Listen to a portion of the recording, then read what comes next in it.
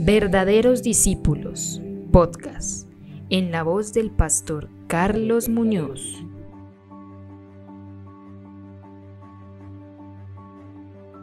Quiero saludar a cada uno de ustedes, verdaderos discípulos del Señor. Hoy lunes 19 de septiembre tenemos la palabra abierta en Génesis 25, 19 al 34. Gracias por conectarte con nosotros. Esperamos que este episodio sea de bendición y te animamos a que puedas tener un tiempo devocional diario que te rete a ser un verdadero discípulo. Dos extremos sobre la primogenitura. Aquí estaremos mirando la historia de Isaac, el hijo de Abraham. Y podemos entender que cuando tenía 40 años se casa con Rebeca. Ella era pues la hija de Betuel, allá de Padán, que ya lo vimos. Rebeca no podía tener hijos. Así que Isaac le ruega al Señor por esto. Y bueno, duró esa respuesta de Dios 20 años. El Señor oye esa oración y ahora queda embarazada. Y tuvo 2 mellizos, estaban en su vientre y ella sentía que peleaban el uno con el otro. Y ella misma dice, ¿qué va a suceder conmigo? ¿Para qué seguir viviendo cuando esto está sucediendo dentro de mi vientre? Y entonces va y consulta a Dios. Y el Señor le contesta que hay 2 naciones dentro de su vientre que van a luchar desde nacer, antes de nacer. El uno será más fuerte y ante todo el menor será servido por el mayor. Y así que Rebeca da a luz esos mellizos y al uno le coloca el nombre de Esaú, que significa pelirrojo, y al otro le coloca entonces Jacob, uno que pelea. Y este estaba pegado, digamos, al talón de su hermano. Ahora los niños crecen y llegan a ser hombres, a ser un hombre cazador, y le gusta mucho eso a su papá y le agrada porque él come de ello, y a Rebeca le agrada su hijo, entonces Jacob, que es alguien que está en la casa. Uno cazaba animales y otro estaba en la casa allí del hogar. Y así que llega el tiempo donde aquí con Carrera va diciendo, Jacob estaba cocinando ya grande y regresa muy cansado Esaú y se siente que se está muriendo, no tiene control de su situación de alimento, y entonces le dice a su hermano que está haciendo ese guiso que le dé de comer de eso que está haciendo porque tiene hambre, se está muriendo de hambre. Y aquí la astucia de Jacob le dice algo tremendo. Le cambio esto por los derechos de hijo mayor. Y aquí está la situación de que Esaú, muriéndose de hambre, para él no le importa decir, sí, le vendo, ¿para qué me sirve la primogenitura? ¿Para qué cuando estoy así?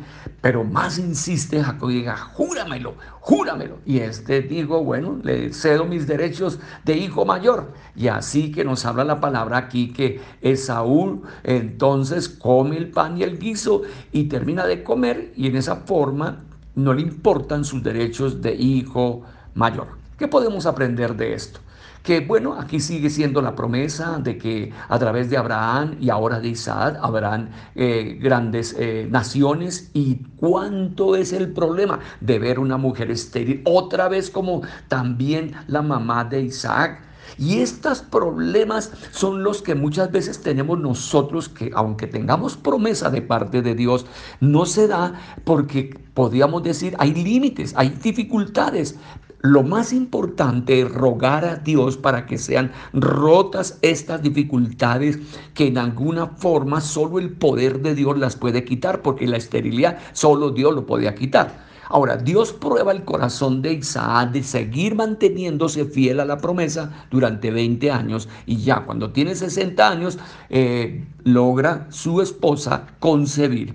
El punto que tenemos acá es que desde ese momento que está en embarazo hay una dificultad interior en el cuerpo entonces de Rebeca, pero aquí está mostrando que ella se siente incómoda por ello y habla con Dios. Qué importante es ver la necesidad de la consulta a Dios.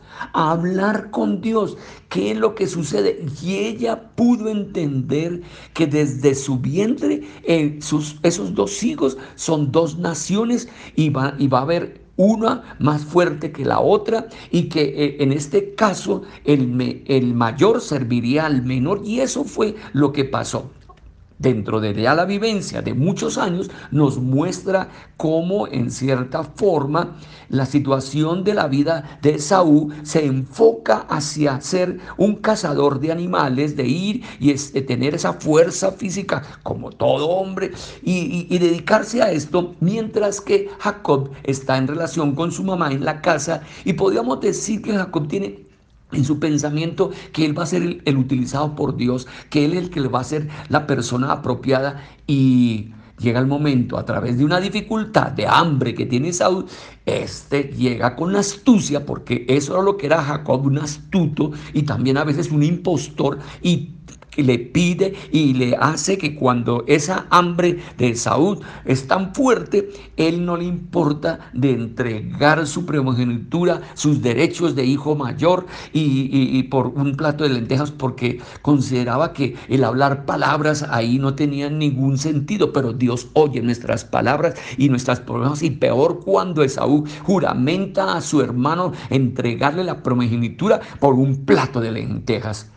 Terrible uno vender, digamos, todas aquellas acciones de parte de Dios por una cuestión sencilla, por un afán, por dejar, o a veces queremos nosotros enlodarnos en esta sociedad con sus luces, con sus canciones, con sus cantores que tienen, y creemos que eso es lo máximo, pero eso no te llena el alma. Lo único que te llena el alma es la presencia de Dios sobre nosotros y las promesas que Él tiene sobre nuestra vida. Tenemos que cuidar entonces lo que es el valor auténtico, y lo más auténtico son las promesas que Dios ha colocado para nuestras vidas. Por eso tenemos que buscar la voluntad de Dios y estar allí guiados por Él. Aquí hay una pregunta: ¿qué es lo que debo recordar y poner en práctica para levantar una generación que sea conforme a la voluntad de Dios?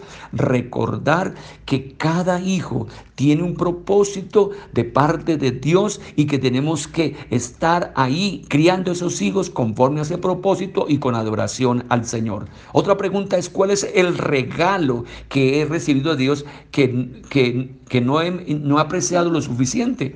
Usted, cada uno sabe cuál ha sido el regalo que Dios te ha dado, porque Dios como persona de amor hacia nosotros nos ha dado suficientes, y tenemos que cuidarlos. Así que oremos diciendo: Dios, incluso Isaac, el hijo de la promesa, tuvo problemas en su vida por los cuales ha clamado en oración.